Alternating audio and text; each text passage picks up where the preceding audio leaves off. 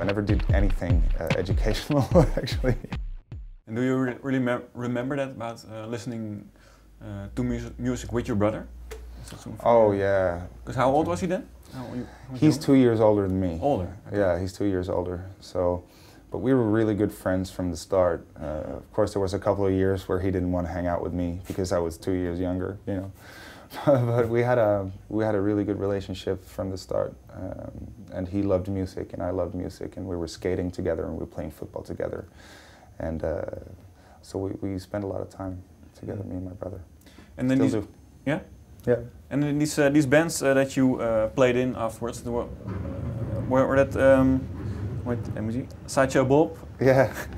Loose Goats, Grade 78, EPs, Trailer Park, and band? That's all of them? No, you know, I played with a lot of different bands. The EP's Trailer Park was just, I played the pedal steel guitar with them. That was a Swedish alt country band. And Sideshow Bob, I was the drummer. That was more of a punk band. Like Loose Goats was my brother's band. Was also kind of a punk, but going to alternative country rock kind of scene as well. And I played the pedal steel guitar with them as well. But my own music started really when I was 18 or 19. I started to write music for real. I was 17 maybe, and recorded like with a small portable studio and doing it myself and just spending hour after hour recording music. And that became my biggest passion. Was it already this soulful kind of music? Was the same? I think, you know, when you listen to my really old demos, it's crap, but it's still got like still got the sound that I still have, and I think always will have, even if you can't really put a name to what kind of music I do. It's still one sound and one way for me to express myself truthfully. So even if I would make a rock and roll album or a demo when I was 17, or like an acoustic album in 5 years, it's gonna have the same essence and the same sound, yeah. Somehow. And you were also a model at this time. Oh yeah, for a couple of years. Why was it? Was because in case music didn't work out, or no? How did it happen? I never had a backup plan. That's been my plan, to never have a backup plan.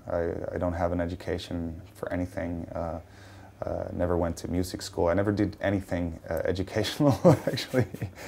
Was it because you were worried that maybe you would do that? No. The thing is, the modeling thing was just a side, you know, just a thing on the side. I was picked up by an agent, actually. A friend of mine sent in some pictures. She was like, "Oh, you have to do this." And I'm like, you know, I'm shy. I don't want to stand in front of a camera doing, you know, poses. Stupid. But it was actually kind of fun, and you know, I got some work and I got some money out of it. Not a lot, you know, but at least enough that I didn't have to be on welfare, which I was for many years at the time. So. Already at 17? Oh, I moved away from home when I was 17. Oh, really? And my parents were never able to help me economically.